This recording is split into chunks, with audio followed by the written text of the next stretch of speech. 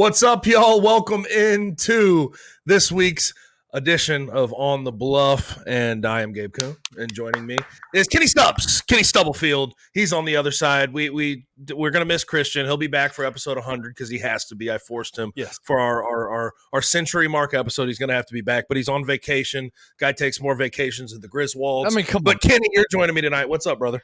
Man, listen, let me just be honest with you. Normally, when it's the two of us together, I start saying some wild stuff and get us in trouble. I'm going to be good tonight. I promise you. I'm going to take care of this tonight. I don't know if I want you to be good. We have some real things to talk about. I'm going to be good tonight, Gabe. I don't want you to get the phone calls in the morning. Well, okay. I mean, here's the thing. I'm going to get right into it because yeah, it's another week and another Tiger basketball story. And it's a week and 6 days out from the season opener against Mizzou. And Tyreek Smith, who came over from SMU in the offseason as a transfer. Right. It was very heavily recruited by Rick Stansberry, but obviously Penny Hardaway had a say in who was going to be on this team this year. He has stepped away from the team for quote-unquote misunderstandings, Kenny. Well, not according to the university. They said he asked for a day off. I'm saying what he said and what his people keep saying. Misunderstandings. The University of Memphis has not come out and said he's not part of the team. Penny Hardaway has not said as much. You're not hearing that from Memphis basketball, but he was not at practice today. And you just sort of look at the situation right now. And if he's not on this team heading into November 4th, this front court could be very, very thin. But what I'm going to ask you, because I know you have a lot of information on this, and I have gathered it as the day has gone along. But what is at the root of this particular situation? At the root of the particular situation is that there were promises made to Tyreek in terms of what his role would be on the team, what he was going to do. We've actually heard Tyreek talk in the offseason where he said, coming to Memphis, Penny is going to allow me to do things that no other coach has allowed me to do on the basketball court. And maybe that's not necessarily true anymore. Maybe there are some deficiencies there that Penny has noticed and said, hey bro, like there's certain things that I need out of a power forward that plays in my system. And you're not prepared for that. So I'm going to take your role and amend it a little bit. And I think as there's a lot of talk about NIL, there's a lot of talk about those kinds of things. I think the majority of this boils down to the fact that a role has been placed in front of Tyreek that he does not like and does not want to abide by. And that's what the main issue is. So, yeah, I've heard that where he is a guy who is going to have to compete to play at the 4, because Nick Jourdain is a guy, he's the incumbent. He's going to get a lot of minutes there, especially as the starter. And he's sort of being put into the situation where he's going to be a small ball 5 and play maybe a little bit less minutes. And that's not necessarily what he wants to do. But also, I think there is some thoughts, at least from his side. And we have to talk about both sides here. His representation and a guy he's been friends with for I don't know how long, who's been it goes deeper. It goes even deeper than a figure in his life forever. But I don't have his name, but he is Boog on X. I don't have his name right in front of me, but he has been all over Twitter, man, just like tweeting like Antonio Brown on a Friday night. It's unbelievable. But they're talking about the way they hinted at it is that there's NIL disputes behind the scenes. And I think what that stems from is the fact that Rick Stansberry was the main recruiter in the recruitment of Tyreek Smith. And with the firing of Rick Stansberry no longer being on staff, you sort of look at it now and there's not that mediator in between the promises that Rick made and Tyreek. So when you lose the middle ground, the negotiator, you lose the relationships that came with said negotiator. And I think you're seeing some of that. And there's a misunderstanding of, I think, terms of a contract and everything else. But it's nonsense for this to happen right at this moment. It's just strange to me that this has to happen right this second. And honestly, if you read these situations, to bring it out into social media is a strong arm tactic from a lot of athletes. When they feel like they're not getting their due pay, they will take to social media to make a university look bad. So they ultimately force their hand to ultimately make the payments that they thought they should get. So I think that's where we're at right this second. I don't know if this gets resolved, but I can tell you now that it's out there in the public, I think there's a little bit more likelihood that it would get solved sooner rather than later. Well, I think resolved could be like a twofold thing, right? Like, could it be a resolved in that he's not here anymore, or resolved in the fact that he comes back? I don't think that there is a set. This kind of reminds me a lot of last year with the Jordan Brown situation, and I bring that up because I want to say this, and just to kind of preempt, all the conversation that we're going to have about this whole situation. We were initially one of the few outlets that put something out about this and said that Tyreek Smith had left the team. There has been a lot of pushback about that language that was used today. Roman Cleary, the Tigers beat writer for Bluff City Media, tweeted this out, and I'm here to say it as well. We stand on it. We stand on the fact. I really am not necessarily too concerned about what the University of Memphis or Tyreek's representation say about his status. He left the team, and it's the same situation as like what happened with Jordan Brown. Last year, Jordan Brown packed up his apartment and left Memphis, and he was gone for 6 weeks. We were told the entire time by Penny Hardaway and by the University of Memphis that he was sick. Okay. He ultimately ended up coming back to the University of Memphis after 6 weeks of searching for potentially opportunities overseas, whatever it may be. Maybe didn't get the deal that he wanted, so he decided to re-engage back with Memphis, and ultimately he came back to Memphis, if you remember correctly, against the wishes of a lot of his teammates. Yes. So the narrative after that was, well, those guys got it wrong, right? Like, they got it wrong because Jordan Brown came back, and I would say, okay, that's fine if that's the stance we want to take. But he left, and the same situation here. Ultimately, is Tyreek Smith going to be back on the Memphis team? I don't know. I don't have the answer to that. I think there's only two people that do, and that's Penny Hardaway and Tyreek Smith. His handler, agent, whatever you want to describe him as, has described it as that Penny and them are working out their misunderstandings. And if that happens, great. But ultimately, we stand on the fact that our reporting said that he left the team, and he has left the team. He is not with the team. Yes.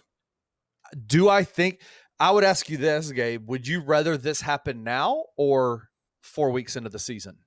I would rather it happen now, but I'd rather it not happen at all. Okay. You know what I mean? Yeah. But, I think what we were doing is, like, when all of the coaching changes were made sort of on the eve of the season, for the most part, on the eve of training camp, we were asking, okay, what are the effects of this going to be? Right. The moves needed to be made, and we understood that, and the moves were made. The timing was the timing. When something becomes untenable, you just do it. It doesn't really matter who you're going to hurt, whose feelings you're going to hurt, or what the timing is of it. But if you don't have good relationships with coaches and you have to go clean staff and get new guys in there, the best time is the present. So they did it then. But we were waiting for some, effects to sort of pop up from it. Right. And I think this is one of those. This is one of the effects we're seeing, because Rick and Tyreek were very close. Yeah. And I don't know if the same relationship's there with Penny and Tyreek. Yeah. And certainly I think the relationship and the mediation between NIL and Rick Stansberry and Tyreek, that's a little bit broken down based on what I'm hearing. And I also think, and here's what I have been hearing, I think there's a misunderstanding on Tyreek's side. I think Tyreek and his people are misunderstanding how payments get doled out. I think that's another thing they are that we're having a problem with here. I don't know the particulars of it. Yeah. But I do know that has been a topic of conversation behind the sines. Yes. And I think that's where, like, listen, man, I want to say this as well. You mentioned the idea of kind of a breakdown. Like, what are some of the effects that we're going to see in terms of, with Rick being gone? It was widely known that Rick was the main recruiter for the majority of this class, of this transfer portal class that came in. That doesn't mean that Penny wasn't involved, but recruiting, in football, it's the same way. The head coach isn't recruiting every single player. There's position coaches. There's different things that you divvy up, those kinds. Right. And that's what Rick was doing. I think this is also an example of maybe some of the dysfunction that was happening between Penny and Rick at the end of their time together, right? Where there is some miscommunication. There are some things that were left unsaid. There were some promises made on the front end that in all honesty, I don't even know if some of the people that are still there at the university knew about. And so there's all these levels of miscommunication. I said this in a phone conversation today. This is why roster and staff continuity is so important, right? Because of times like this. Now, does that mean that I know, so Penny shouldn't have fired Rick? No, absolutely. No. Absolutely. I think that relationship had needed to come to an abrupt end. But this is why we talk about continuity so much, because these kinds of things happen, right? Like these kinds of miscommunications happen. But yeah, that is a huge part of it. And I think as well, you mentioned, with Tyreek and some of his, maybe him and his camp's misunderstanding of situation of payments and things like that. Man, I do not want to denigrate anything that people that are in Tyreek's life have done for Tyreek as absolutely not as he's grown up. I know the story as I think his name is Helion H Boogie. I just pulled it up. It is, let's see here. I had it. Helion Knight. He goes by Boog. Right, Boog. He's been very open about their relationship on Twitter today. And that and listen, man, like I love the fact that this man has taken Tyreek into his home, has helped been a mentor, been a mentor in his life. But I would say this is one of the main issues that I see right now with the NIL era right now, is that there are people that have been in a player's life, that have been in a guy's life for a very long time, that assume roles that they don't need to assume. And, correct. And I would say that this might be one of those situations right now where just because you have been in someone's life, or you run a business where you train people or you do things like that, does not make you have the capacity or the capability to understand contractual law. Yes. That's huge, right? That's huge. And so I think that's the issue that I'm seeing in this whole thing, is that is why. And until the NCAA puts some kind of parameters around who can represent players when it comes to NIL negotiations with collectives, with schools, with whatever, until that is in place, we're going to see this happen all the time, because there are people that are involved in those contract negotiations that don't understand contracts and don't understand abiding by contracts and the inner workings and the language of contracts. That is a massive deal, and I think that's what we're seeing right now. And here's what I have to say. If you're a college athlete out there, look at me. Go hire a legitimate agency. Yes. To go over your contracts, to get you the money you deserve, right, and to let you know the parameters of said contract. You need to hire someone legitimate, or you're going to end up in these types of situations. 100%. But like, in the end of the day, I just feel like that's where the misunderstanding comes in. I don't know if he has a legitimate agency in his corner. He doesn't have someone giving him the right advice, or someone who has the understanding of the contract that he signed, which, by the way, I'm certain he signed a contract, because everybody on the Memphis team gets paid at this point in time. Right. It's just crazy to me. It's crazy to me that this is sort of being, I don't know, it's being used as ammo, I think, by a lot of people around the country to go after Penny, because this is not a Penny Hardaway situation. This is not a Penny's just trying to pick up the pieces right now and figure out what's going on. Right. But I hate the fact that it sort of adds to the perception that Penny and the Memphis program promises and doesn't deliver in the NIL space. I think that's an unfair perception off top, because I don't know of a lot of examples where guys didn't get paid what they were told they were going to get paid contractually. Right.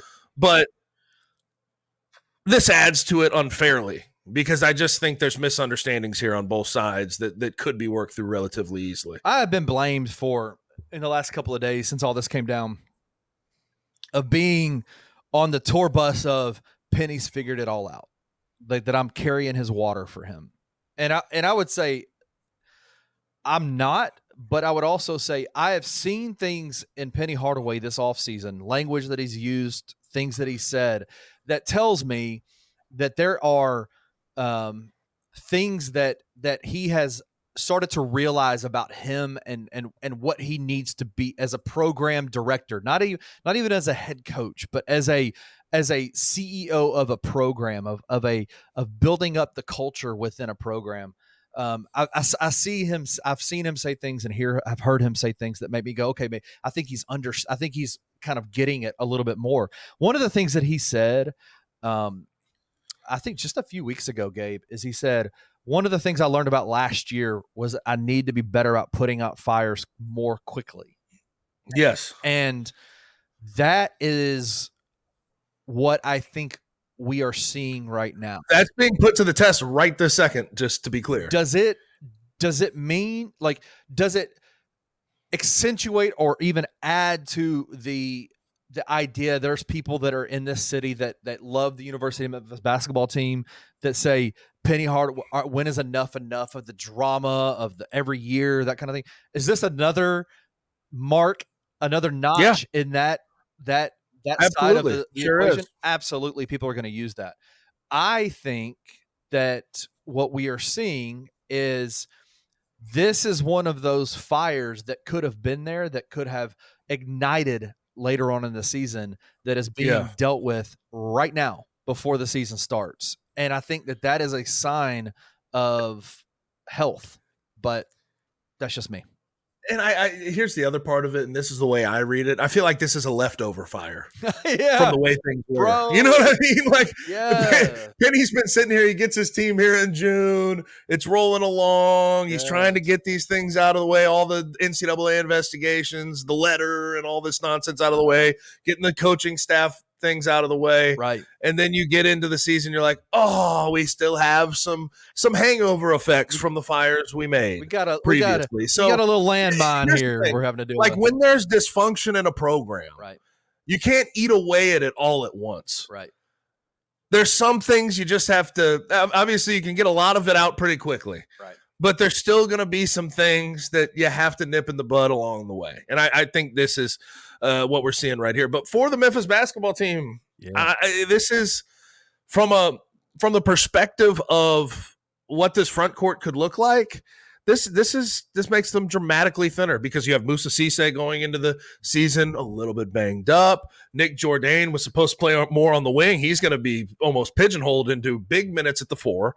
And you obviously have Dane Danger, who didn't look great in the scrimmage, but I still feel confident about what he can do by the time the season comes. But you have 3 guys in the front court right now. And with that, I did get – this is something I've been told, and this has really been in the works for a while if you've been paying attention. There could be more help on the way in the front court, potentially trying to bring on another guy, another body before the December deadline hits. But if Tyreek does not play – whether it's for a month or for the whole season, this definitely puts a damper on the front court plans. Yeah, I mean, I think that it does. I think it definitely changes, maybe some of the rotations that Penny had in mind, right?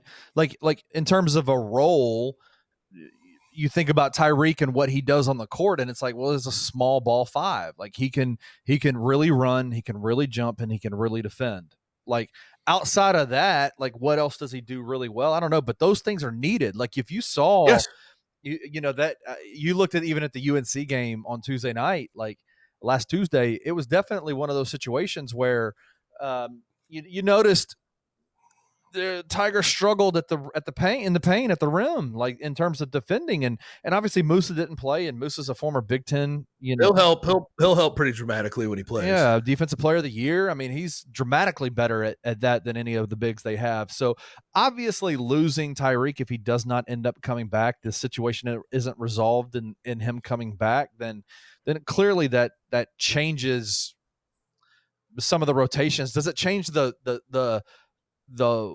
the heights or the depths at which this team can be at this year? I don't think so, but it definitely impacts what Penny would like, the rotations and sets that he would like to run. So, I mean, it definitely, like, if you have foul trouble in that front court, brother, you're playing small ball for the rest of the game. Yeah, it's true. You got to think about that. I mean, you have 3 bodies that can protect the rim theoretically. Yeah.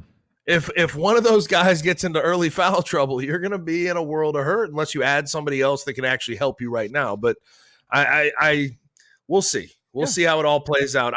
Listen, don't be closed off to the idea that Tyreek Smith could still be on this team. Oh, absolutely. Don't be closed off to that idea. But I think for right now, just expect the worst, hope for the best, I guess is the best way. And I'll say this.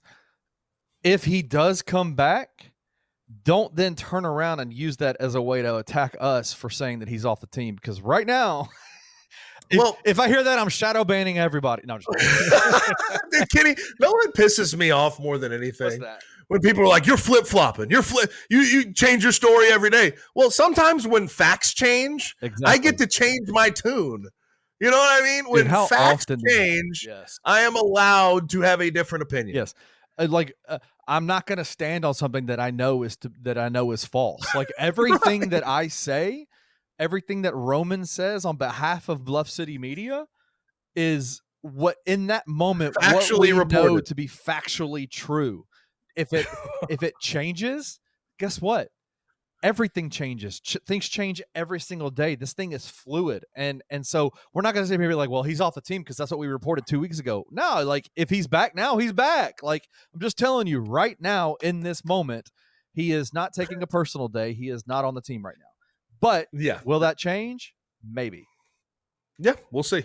We'll see. And when I said earlier it could get resolved soon, I think now that it's out in the public eye, whether it's good or bad, I think we'll have an answer here in the next week. That's what I mean by resolve. It's going to get resolved very quickly. It'll get figured out pretty quickly here. Oh, I can guarantee you that.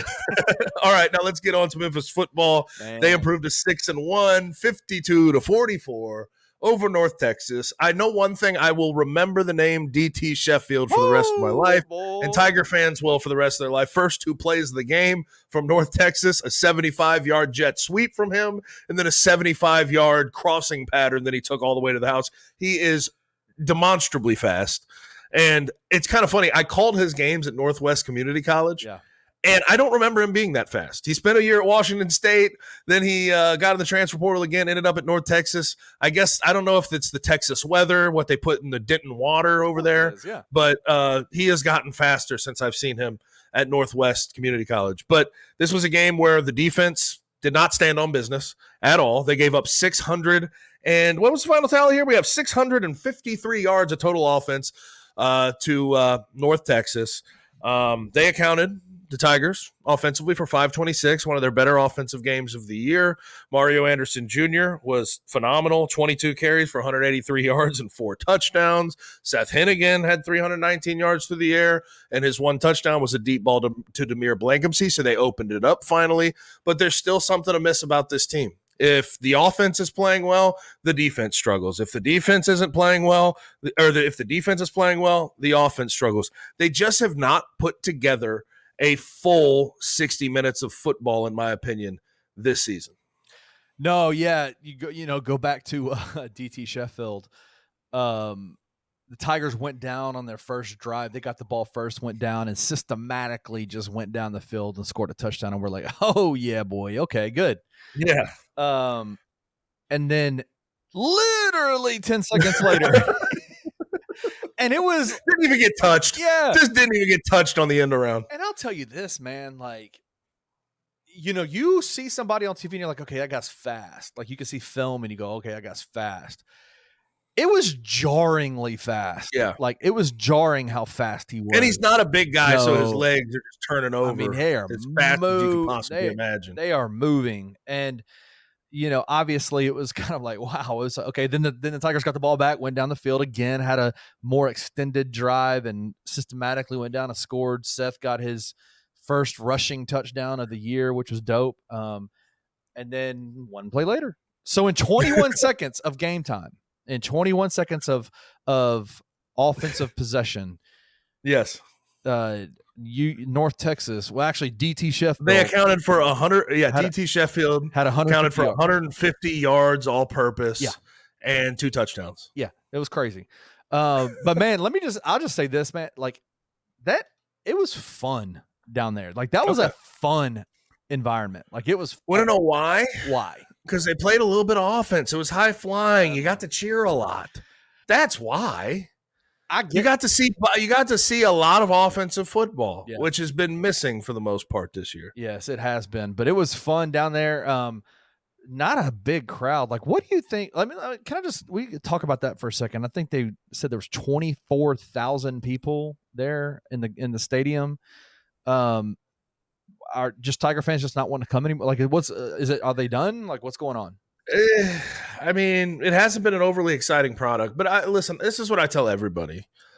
I played there for 4 years, for 5 years, actually. And if you lose a game and people feel like you shouldn't have lost said game, this year was Navy. You know, my year would have been Navy too, as well in Houston. Screw Navy. Sorry. But respect your respect the troops. Chill out. Sorry, dude. Man. But you always sort of have to beg people to get back into the stands. You have to give them a reason to get back in the stands. And I don't think this team has given you, since that Navy game, an overwhelming reason to show back up and show out. But it's always been that way. But, you know, I've always said, like, you have 6 or 7 opportunities every year to show up for Tiger football. I don't know why you wouldn't do it. Yeah. What else are you doing on a Saturday? You know, I guess this Saturday would have been Texas and Georgia at the same time. So that's just tough schedule. Tough scheduling note. Yeah. It's tough. But I think there's just limited opportunities to go do it. It's not like basketball where you're going to have plenty. Yeah. You have 6 or 7 opportunities you should show up. But it's always been that way, Kenny. It's strange to me to see the topic of, you know, attendance popping up so much this year, because it's always been an issue whether we were 9-3 or 3-9. I feel you. I just think that there is a level of frustration in me about it, because there's so much talk about conference realignment and where the Tigers need to be and where they should, what conference they should be in. And I'm like, okay, that's cool. Like, yes, like obviously we would love for the Tigers to be in a better conference, but you got to show up. Like, you got to be there. I'm not hating on the fans. The fans have given me so much. This city has embraced me in a huge way. But I'm going to say this,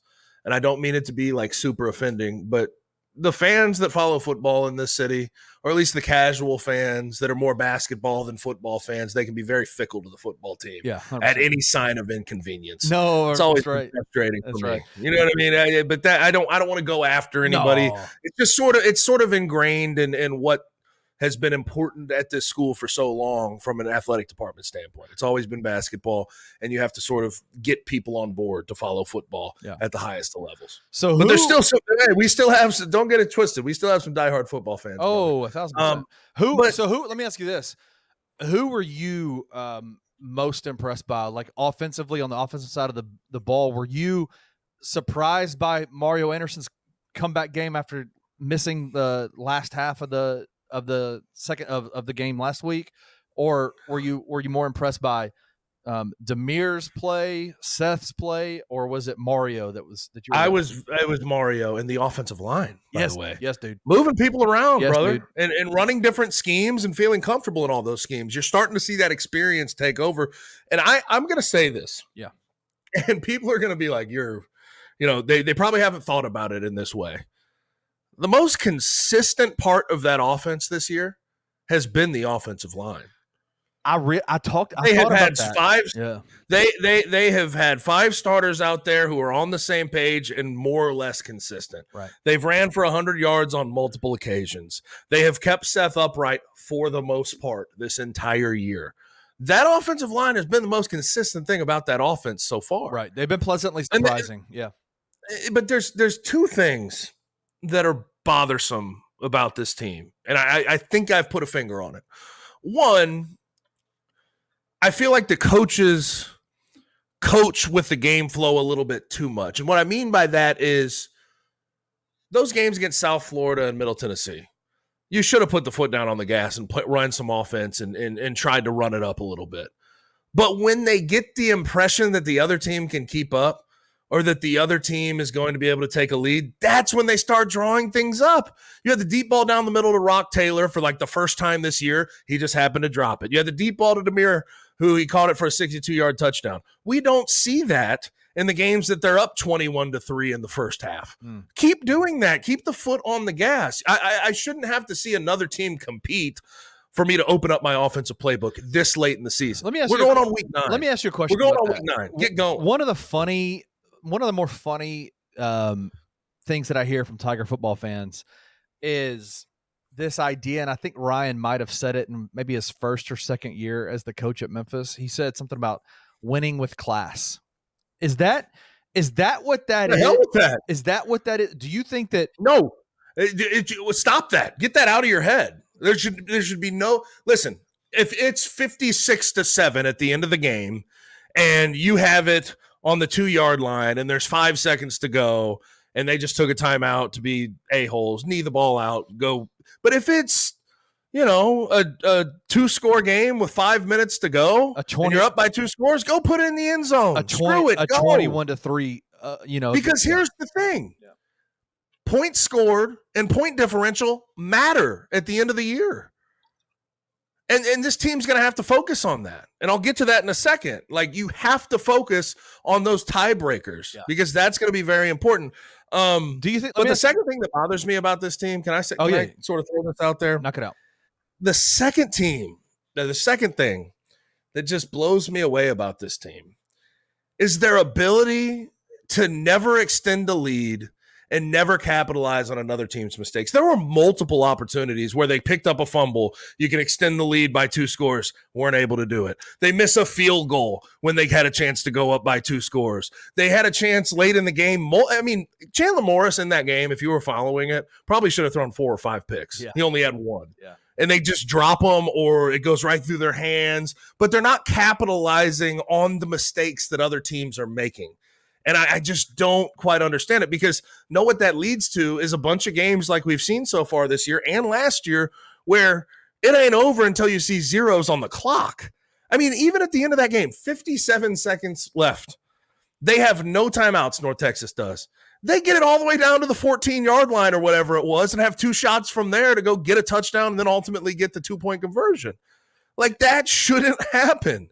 You have to execute better. Like, I can say what I want about conservative play calling and playing with a lead and blame the staff for that. But the players have to execute a whole lot better when they're given opportunities. And that part of it's frustrating as well. How much – let me ask you this, and as a former player for Memphis, and professionally as well, how much we've heard Ryan in post-game press conferences say numerous times, I don't care if it's 2-0. As long as we win, I don't care. Is that a phrase that's used a lot in the locker room, on the field, as they're coaching in practice? Do you think he talks about that? Yeah, no, a win's a win's a win. And then we can talk about the corrections we need to make. But I think you go into every game trying to blow somebody out. But do you think that plays does that play any kind of role? No. That language, or is that just for us, just for the media? No, that's just for us. That's for us. Okay. I think maybe as a staff that could play a role with their play calling or whatever it is, like when they get the 21-3 lead on USF and don't do anything. But I think what I'm about to talk about, that stuff starts to become more important. Yeah. Because when you look at the AAC and all the expectations for this team and what they needed to get done, you have Tulane in the way, who's undefeated in conference, but you have a chance to go beat them at the end of the season. I very much expect this team to be 10-1 going into that game against Tulane. Right. But when we look at the 2 teams that are also ahead of you in the standings, you have Army and you have Navy. And neither one of those teams play each other in the regular season, because I don't know why the AAC decided that won't be a conference game, but whatever. It is what it is. But you just look at those teams' path, man, and it seems like even if this Tiger team goes 11-1, they may not actually get to the AAC Championship. Army, all they have left in conference is North Texas and UTSA. I mean, I think Navy November 9th on the other side. Yeah, November 9th. Navy. Go ahead. Go ahead. I was just going to say North Texas on November 9th with Army. might be the only chance that we have. Well, we'll discuss that in a second, but still, I mean, I've seen North Texas's defense. Right. But then you also, for Navy, it's Rice, South Florida, who's looked abysmal lately, Tulane, but remember, even if Tulane beats them, they have the tiebreaker over you because they beat you, Navy. And then, of course, they have East Carolina to end the year. So you're going to have to hope for 2 losses from Navy or the 1 loss from Army to North Texas on the road, and then you're going to have to hope you win a tiebreaker. Yeah. Like you have put yourself with 1 loss in this really tough situation. I think it would be brutal to stand there at the end of the year, Kenny. Like, this is a realistic possibility. You could be standing there at the end of the year with an unbelievably good win over Tulane at 11-1, and you could miss out on the AAC championship. Think about that scenario. That's brutal. It is brutal, but what can the Tigers do other than, I mean, I know they lost the Navy game, but if Navy goes on and wins every single game in conference and they're ranked in the top 25, then of course that they're a good team, and that wasn't a bad loss, but they just unfortunately got hit with a really good Navy team and Army having a super easy schedule coming in their first year. Yes. Right? I mean, what's more likely, right? Like, what's more likely in all? Like, is it Navy losing 2 games or Army losing to North Texas and then you ultimately winning a tiebreaker? I guess you'd probably lean the North Texas direction because I don't think Navy's going to lose 2 games to their remaining competition.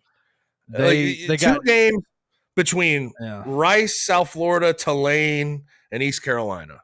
It's possible. South Florida, but Tulane. It's not like, I mean, they're actually playing teams that were ranked in the top, that were picked in the top 4 of the conference. I mean, South Florida and Tulane are. But South Florida, man, they struggle. That team is not near what we thought they would be. If they get their quarterback back, I think they'll be fine. But that I would say potentially, because the South Florida game's in Florida, the Tulane game's in Annapolis. But I mean, I would say more than likely, I would suspect Navy would lose. What an epic collapse that would be if they lost 2 games in the last. I know, but I just don't see them losing 2 games the way they've been rolling, man. Oh no, I agree. That team's offense is it's prolific. They're very good. Yeah. And I had this debate real quick before we go ahead and get into the hot 3. Who do you think has the better offense, Army or Navy? Just a quick debate. I want to hear. Pick a side. I have not yet seen an Army game this year, so I couldn't tell you. Well, then this is. But being able to produce the G5 classified podcast with Gabe Kuhn and Kyron Samuels every yes, sir. Listen to it right here on the Believe in Bluff City Media Podcast Network every Thursday at 12 p.m. We had a chance to interview the Navy head coach, and I told him as we were kind of getting ready to record, I was like, man, it's so fun to watch y'all play offense. It's beautiful. Yeah. It's a beautiful offense. It's fun to watch. They do a lot of things that just make your head spin, right? Like they just, and again, the offensive formations and how they do things better. You know what it's called, all that kind of stuff. But in terms of just as a casual fan watching football, I'm like, man, that is fun to watch. Like, so I would say, just because I haven't seen Army play much, I would say Navy is my favorite team. Well, I'll say this. I think Army has the better and more experienced personnel. Bryson Daly is unbelievable. They lead the country in rushing yards, but they don't have as much optionality as Navy. Right. Like they run the triple option. They go under center. That's what they do. And they've been airing it out a little bit more because Bryson Daly's experienced and they're very comfortable with it. But Navy goes into, they can do a triple option. They can get into wing T concepts. Then they can drop back. And imagine as a defense, I always try to put this into perspective for people. When you're trying to defend against a triple option, you pack the box. Right. You're in a 4-point stance. You're ready to fire out as hard as possible. Then they shift into two wide receiver sets on both sides, and he's in the shotgun. And then I have to think oh shit, how do I adjust to this? Right. How do I adjust to the shift they just made if they're going to start throwing 9 routes down the sideline? Right. I was expecting them to run a dive with their fullback. Now they're throwing a 9 route to a guy who runs a 4-4 on the outside. That's really hard to defend. It's really tough. Yeah. But we'll see how it all shakes out. But I know how devastating out here. How devastating would it be if 11-1 no AAC championship? It's devastating, but I hate to say it. It sounds. I think it's pretty likely. at this point. Listen, Tulane is going to be a relative toss-up game. And I may lean to Tulane right now. Memphis can prove me wrong, but I think it'll be a relative toss-up game. But 11-1 and no AAC title game seems like a pretty likely path. One of the more likely paths ahead. Probably more likely than any route to actually getting into the AAC Championship. But hey, I have a route that we're going to take. We're going to take a route to the Hot 3, and Kenny's going to run that, and we'll go ahead and hop into that next after this break.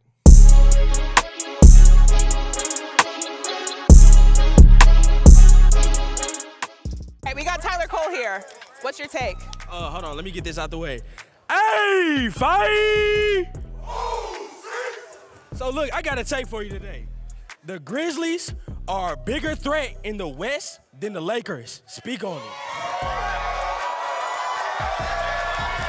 Go ahead. Well, first of all. Originally, I wasn't planning on doing it. I was like, I don't know. I'm not too fun to being in front of a camera. Like, right. I like taking behind it. I like being behind the camera. Mm-hmm. And mom was like, no, you're doing it. And I was like, okay, I can't argue with your mom, man. And the Grizzlies are my favorite team. So it's like, there's no arguing here. Like, we can go back and forth regardless. Tune in to The Anthony Sane Show, Wednesdays and Fridays at 12 p.m. weekly on the Bluff City Media YouTube channel.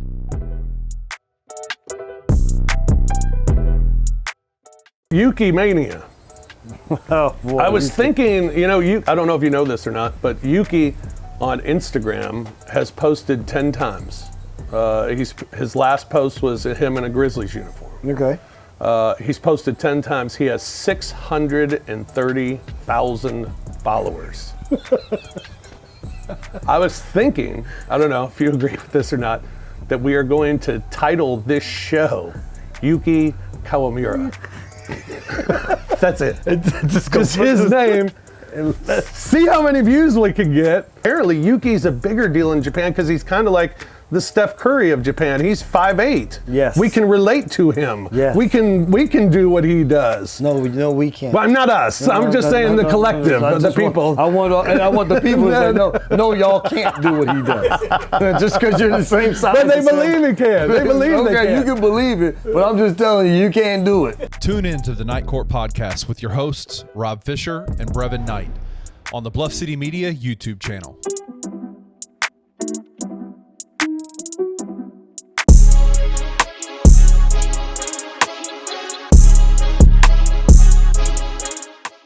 Oh, we're back, baby. It's the Hot We are. 3. Without Christian, this feels a little bit odd tonight, but we're going to do it. It feels great. It feels great. Does it feel good to you? Yeah. I mean, you do this on it feels fine. You do this on a daily basis by yourself. Kenny, you know what is funny, though? Every time he's out, we have an uncanny ability to extend that first segment, don't we? Oh, we do. Yeah. We have an uncanny ability to do it. Yeah. We're some gabbers. All we do is just yap. Christian, I love Christian because he's like, all right, let's get this thing rolling, man. It's like, brother, when me and you get together, we just start bumping gums, brother. We do. All right, let's get into Hot 3 topic number 1. It just means more, Gabe. It just means more. And by more, I mean chaos. Just like we need more cowbell, we need more chaos in the SEC. Gabe, what is going on, dude? Like, everybody's beating everybody's beating everybody's beating everybody's beating everybody. You have one dominant team, in my opinion, and they proved it by going on the road to Texas this weekend, and that's Georgia. But Georgia somehow took a loss because they played a miserable first half against Alabama. Right. But it has caused this situation where you have a bunch of SEC teams. All of them have one loss or more. Yeah. And I don't know if you have done this, but I have done this on multiple occasions this year. Just checked in on the SEC standings. Do you know how they stand right now? I do not. A&M is number 1 in the SEC at 6-1 overall and 4-0 in conference. With a point differential, they have 129 points for, 71 against. They're rolling through SEC competition. That's going to be harder for them to get through because they're going to have LSU and they're going to have Texas at the end of the year. They'll probably take a couple of losses along the way. But then also, not even Alabama or Georgia or Ole Miss or Tennessee is behind them. LSU's behind them at 3-0 in conference. Then you have Georgia and Tennessee in that grouping. It's created this mismatch, this mashup of a bunch of really good SEC teams that are going to have to climb to the top of the SEC standings to ultimately get into the championship. Texas was just number 1 in the country, and they are 6th in the SEC now. Yep. That is crazy. Right behind Vanderbilt, or right in front of Vanderbilt, which is, I mean, they are, man, that's crazy. Anyway, I'm looking at the standings right now, and it's wild. The Georgia and Texas game, I don't know what you thought, Kenny, but it really looked like this Georgia team was just a different beast for Texas to handle. And I give all the credit to Glenn Schumann, the defensive coordinator at Georgia, and also Jalen Walker, their linebacker. He had 3 sacks in the game and like 7 tackles. He was all over the place. I think he was a SEC honor roll performer. I think the SEC Defensive Player of the Week. But when you just look at the way Georgia was able to do that in the first half, here's my favorite stat. First half, 38 yards allowed, 2 rushing yards, and they made them go through a quarterback switch. Steve Sarkisian got desperate enough to take his 2025 NFL Draft first rounder out of the freaking game and put in Arch Manning, a redshirt freshman. Yeah. How insane is that? Like, that's what Glenn Schumann did to this guy. And then there's all these clips going around of the stems they were doing and the disguises they were showing. There's one clip where he had a 3-3 stack going, and I'll explain it. You have 3 defensive linemen, 3 linebackers right behind them. They stem. It was on a 4th and 8 late in the game. They stem last second, right before the snap comes, to a 4-down front with 2 linebackers walked up in the A-gaps, and they bring all 6, and Quinn Ewers threw a just duck that was incomplete. And it's like the disguises and the ability that Glenn Schumann, their defensive coordinator, has to completely expose and confuse an offense is pretty damn impressive, because Sark's a really good offensive mind, and they have a lot of good offensive pieces at Texas. Man, yeah, I obviously didn't get to watch much of any of these games, but it is wild to me as I'm looking at the schedule or looking at the standings of the SEC, and you have 2 teams that were number 1 in the country who are not even in the top 5 of the conference in terms of standings. So let me ask you this: who's coming out of this? Like, what's going to happen?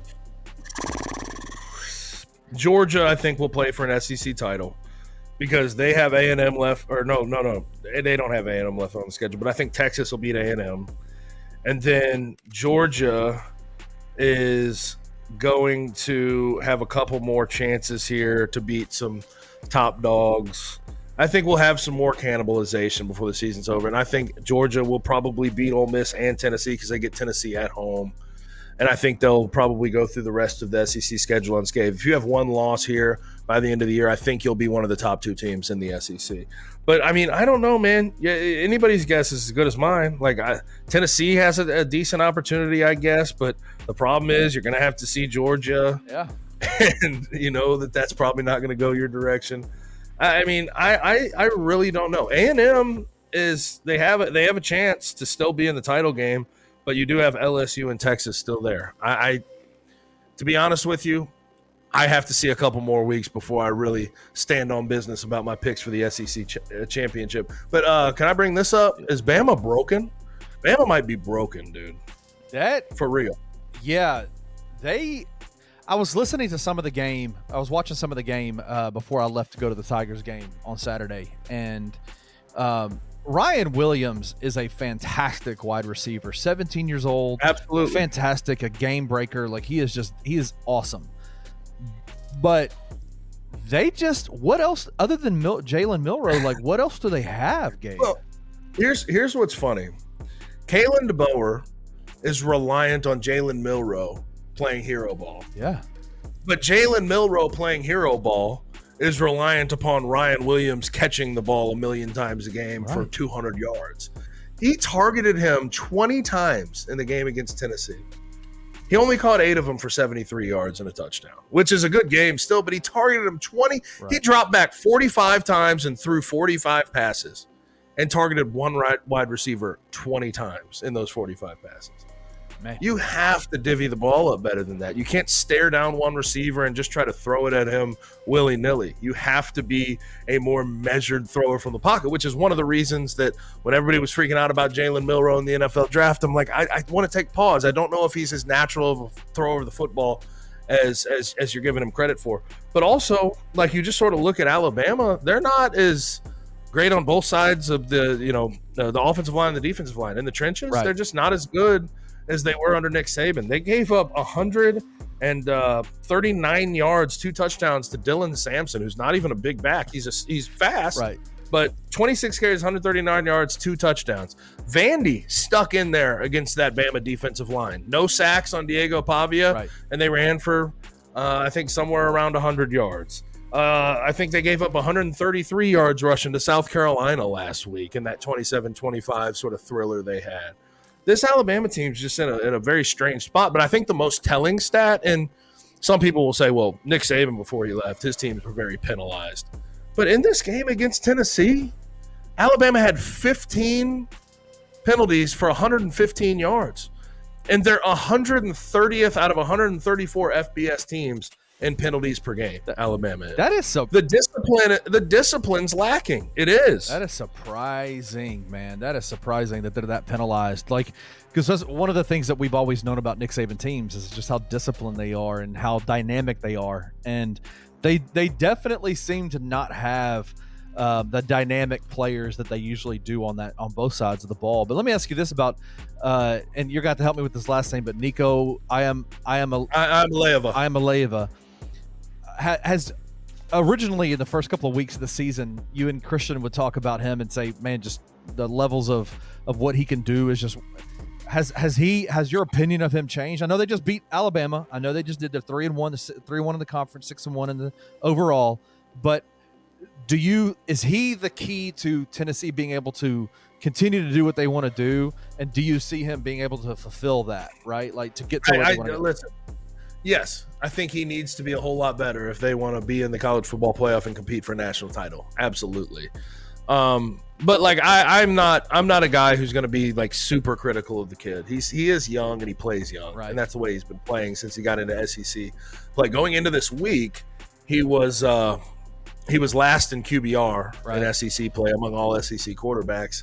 And I think that's just a function of him being in this high-powered offense that asks you to make multiple reads and sling the ball downfield, and he's just a little bit uncomfortable doing it. And he's lost a little bit of confidence because he's definitely turnover prone, but he makes just some freshman mistakes. Early in that game, it was like 7-0 in the second quarter. Alabama was up 7-0. They get into the red zone, Tennessee does, and he rolls out, probably should have just thrown the ball away. He gets hit, and he floats one up directly into Alabama's defender's hands. And you're just like, dude, you can't make that mistake. But yes, if they want to unlock another level, if they want to compete for an actual national championship once they get to the college football playoff, it's got to be him stepping up because their defense has been solid, their run game's been good. So he's going to have to take it up another notch if they want to get where they want to get to. Let's go to college football playoffs for 1 second. Obviously, the top 4 seeds are going to be the 4 Power 4 conference winners, right? What SEC school is going to be in there? Georgia. Okay. Will they be the 1 seed, you think? Yeah, we'll see. So then you have 5. Let's say my pick out of the SEC, I'm going to go Georgia. Okay. Pick out of the ACC, I'm going to throw you for a loop here. I'm going to go Clemson. I'm not going Miami.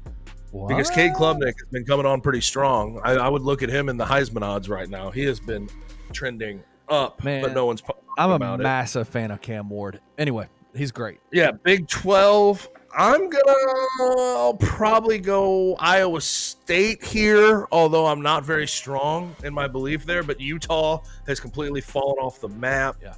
And then for the Big 10, I have to go one direction with this. I'm going to go with Ohio State. Yeah. Because I know that Oregon beat them heads up at Autzen, but it was at Autzen. If they play at a neutral site and Oregon doesn't get lucky with that doink off the front row the front. They basically kicked it right at that one guy in the second quarter for the onside kick where they stole a possession. If they don't get that, I think that game even turns out differently at Autzen. But I think Ohio State, if we're neutral siding it, I'm picking Ohio State out of the Big Ten. Yeah, I would say that. How many of those 5, 6, 7, 8, 9, 10, 11, those 6 spots are going to the SEC?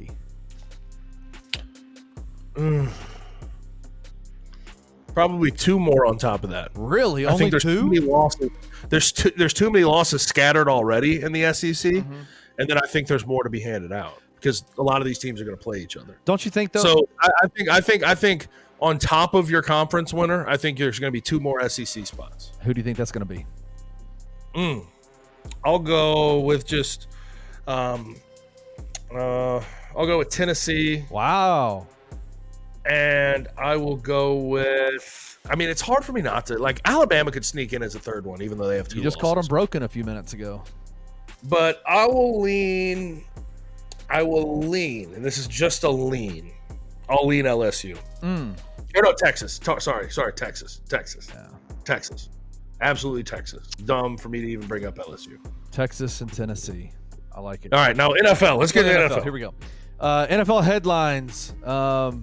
Man, are the Lions the best team in the game right now? I don't see a reason to believe otherwise. Do you? I don't see it. I don't see a reason at all to believe that they're not the best team in the National Football League. Certainly best team in the NFC because the 49ers, they're hurt and they're down and they're out and they look uncomfortable right now. Yeah, they do. But they beat the previous to this weekend undefeated Vikings this weekend.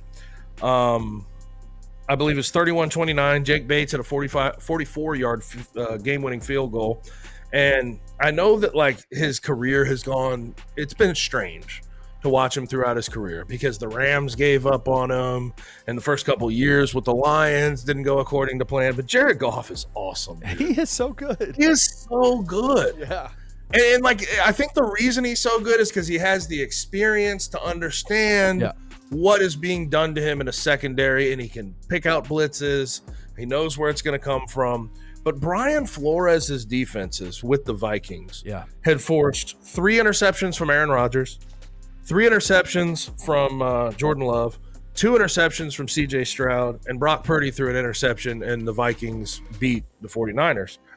In this game, Jared Goff went 22 for 25, 280, 2 touchdowns, no interceptions. And he has a 83.5 completion percentage in his last 4 games. That's an NFL record for the highest completion percentage over any 4-game span in NFL history. He broke the record that was set by Jaden Daniels earlier this season in his first 4 games. Wow. Jared Goff's been absolutely rolling. And we also had the Jahmyr Gibbs show. Man. Like David Montgomery gets the extension, and he's been their lead back so far this year, but it shows you how deep of a team they are. Wow. You have Jahmyr Gibbs come out this week when David Montgomery goes to the sideline, 15 carries, 116 yards, 2 TDs, 4 catches, 44 yards. And one of those TDs, he hit a juke stick on somebody that was just nasty. Right. And you have Amon-Ra St. Brown, who's a target eater out of the slot. Yeah. And then Jameson Williams' emergence on the outside as an outside receiver, deep threat's phenomenal. Yeah. Your tight end, probably one of the best in the league in Sam Laporta. Your O-line, certainly the best in the league. If I say the best in the league about too many position groups, I'm probably going to have to say you're the best in the league. Yeah. And I know what you can say, and we'll probably talk about this as well. Go ahead and change the subject here. We have the Chiefs that we need to talk about, who are the only undefeated team. But they have not been, like, overly convincing by any stretch of the imagination. They're coming off a 28-18 win over the 49ers, and their defense has played really good ball. They're top 10 in yards per game. They're 6th right now in scoring defense. But when you look at Pat Mahomes, who, by the way, the dumbest thing I've ever seen in my life, I go to FanDuel this morning and look at MVP odds, and Patrick Mahomes is the favorite to win MVP. And I understand maybe you think he's going to turn it around, but get the hell out of here with that. He has 6 TDs to 8 interceptions this year. He has more interceptions than touchdowns. Yet that team is undefeated. It does show just like the mark of a champion when you're able to do that. Oh, of course. Even though the circumstances aren't perfect. Yeah, of course. But like the way the Lions are playing, they're playing better football than the Chiefs right now. They are. So let me ask you this. Let's go through this. Do you think Kansas City, I mean, obviously the 6-0, it feels like it comes off of you're just seeing championship mettle out of these guys, right? Like just being able to, withstand some bad football and still win games. Like that to me bodes well for them. Do you think, do you see them staying in that top spot in the AFC? I mean, yeah, I have to say yes, because I don't know who else is going to take it from them. I mean, I guess the Texans can come on strong, but the Chiefs are going to have to lose a couple of games before I believe they can lose a couple of games. Yeah, they're going to have to. Right? I mean? It's just kind of funny to see how they're winning ball games now, man. It's just completely flipped. They have flipped the script from where, like, their first championship was, you have Tyreek Hill and Travis Kelce at the peak of their game, and you're taking a bunch of deep shots, and Patrick Mahomes is the best quarterback in the league. And I still believe he's the best quarterback in the league. He just hadn't been playing like it. Right. But now their defense is showing up. Their special teams makes plays. They run the ball a whole lot better. But I do think if you're going to be a dynasty, like we saw with the Patriots in the NFL, you have to be adaptable. Like you have to find different ways year over year to win, because in the NFL, the one thing we do know, and college football is coming increasingly more like this, your roster is going to flip over every year to a certain extent. You're going to lose guys that were a part of a championship team. You're going to bring in guys that don't know your system. So you just have to find new ways to win. And I do give Andy Reid, Patrick Mahomes, that entire roster a whole lot of credit for the way they've done this. Absolutely. So let's hit some we have some pretty nasty injuries happen this week. None worse, I think, than Deshaun Watson with the Cleveland Browns. Had non-contact injury. You could see it on the video. I mean, clearly, like we've seen, he popped his Achilles, and they've announced it that he did. They got the scans done. I mean, the topic of conversation around it obviously has been the fan reaction. Obviously, we want to extend our condolences to Deshaun and just hope he gets better and comes back and plays better than what he was this year. He had a rough season going, but fan reaction was considerable. Right, they booed him. A lot of boos, and to the point where you had multiple players in the NFL: Jameis Winston, Myles Garrett. Then you had LeBron James come out and say something about it to the Cleveland fans, being from Cleveland. Man, how did you feel? Like, when you saw all that? How did it? Were you kind of about it? I think there's too many people out there that do he had it coming because he's not a good person. And it's like, no, I don't give a damn who you are. You don't boo somebody who just had a probably life-altering, career-altering injury. I don't care if you knew or didn't know what had happened at the time. If somebody is on the ground, writhing in pain, and has to have a cart to come get them, don't boo them. And I know Deshaun Watson's a deplorable human being. I understand that. But at the same time, I don't wish injury on anybody, and I don't think anybody else should. And I especially hate it when you add the context of Browns fans being the ones that were booing him. It's tough. It's tough. Because the problem I have with that is even amid all his 25, 26 sexual assault cases that he ended up settling in court or out of court, they were the ones trying to lift him up as the next Tom Brady and the guy that was going to go win them a Super Bowl. And they just defended him at every turn. And now that things have gone bad, you want to turn that all on its head and boo him. I just don't like the messenger of the boos either. But I thought it was bad all around. I didn't appreciate that at all. But here's my question, brother. What the hell do they do at quarterback now? Because you can't go forward with a Deshaun Watson who is historically awful already, now on a surgically repaired Achilles. That's not a way forward. You can't do that. So what do? Do you go draft a quarterback, take the hit on Deshaun Watson's contract, and try to figure it out from there, or what? But I mean, the Browns have a really bad predicament on their hands. Like this, as bad as it sounds, this is the worst possible thing that could have happened to them, right? Is they got to eat that contract, and do they wait for him to come back, or do they go get another one, right? Because they're gonna. You can't wait. There's no waiting for him to come back. Yeah. Because think about what you're waiting for him to come back for. To be historically bad. Yeah. To have a QBR that's 32 of 32 starting quarterbacks. It's tough. No, I'm not waiting for that. Yeah. And that guy's going to slow down because he's now got an Achilles that popped a year ago. No, you don't wait for that. So I think you go draft a quarterback, eat the money for Deshaun, maybe keep him on the roster if you need to, But my problem there is if you keep that contract on the roster, what are you surrounding your rookie quarterback with? Is that rookie quarterback going to have a fighting chance with the money you're spending on Deshaun Watson? Probably not. It is all bad. It's all bad. All bad. All right. Now NBA season coming up. Season tip-off starts tonight. We have who's up? The Knicks in Boston versus Minnesota and the Lakers on national TV. Obviously, our very own Memphis Grizzlies start on Wednesday night against the Utah Jazz in Utah. You excited about the NBA season starting back?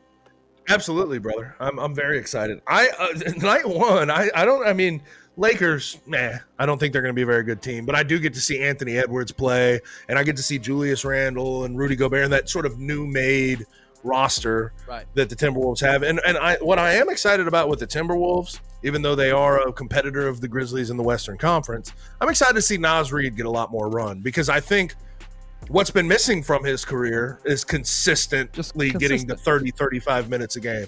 I think he could be a 20-point-per-game scorer if he gets that type of run consistently every single game. So that's going to be fun to watch. Oh, it was clear. Knicks and Celtics, though, is going to be a absolute – that's going to be a nice tone-setting game for the season. I have a question for you. Have you seen the footage of Mikal Bridges going around?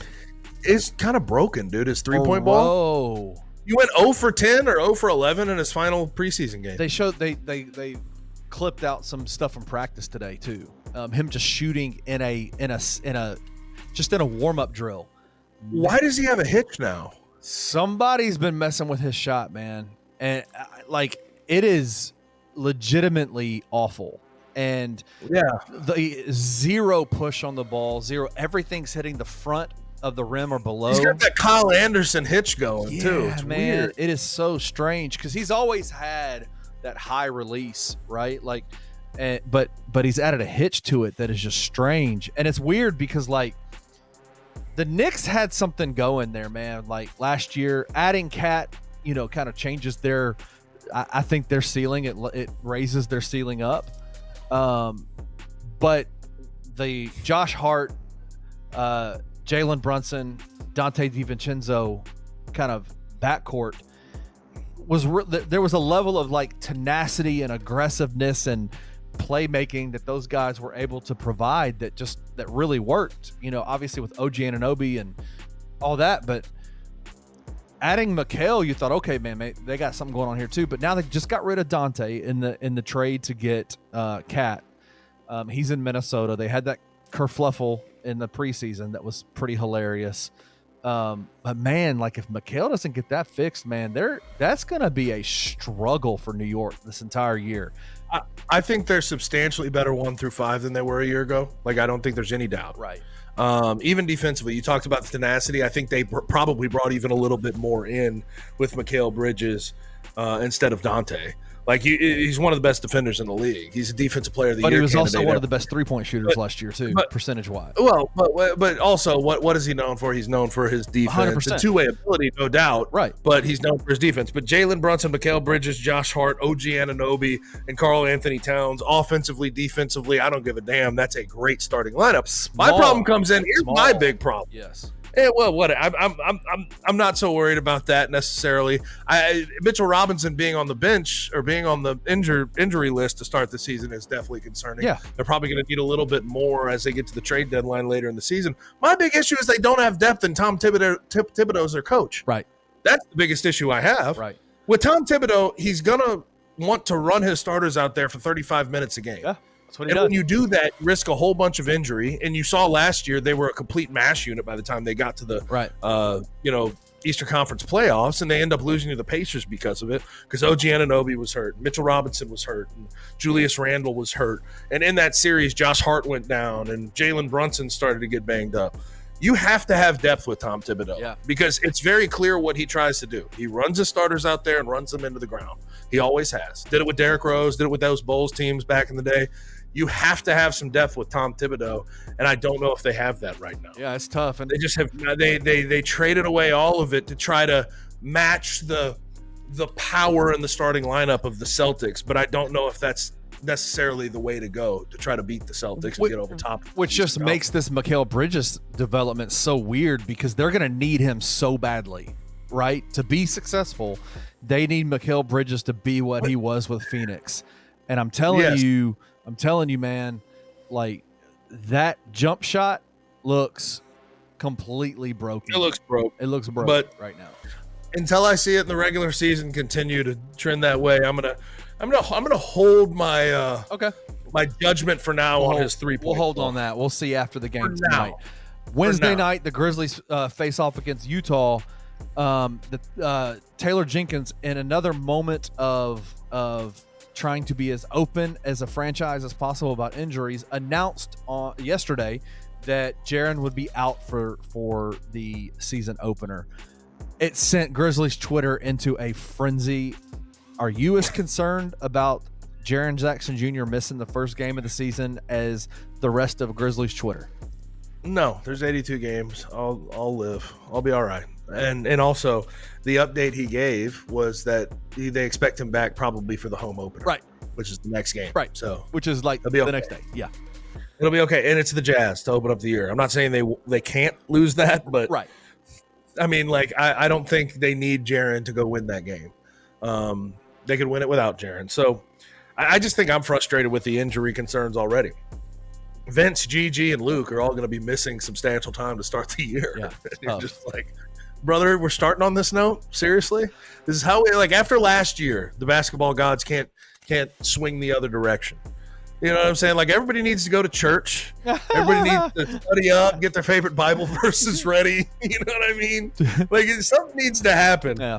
Somebody go burn some sage at FedEx Forum or something. Like, something needs to switch and change up over there. But it's all good, though.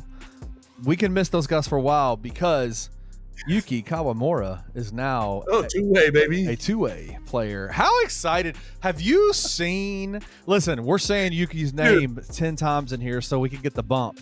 But straight up, how baller is he?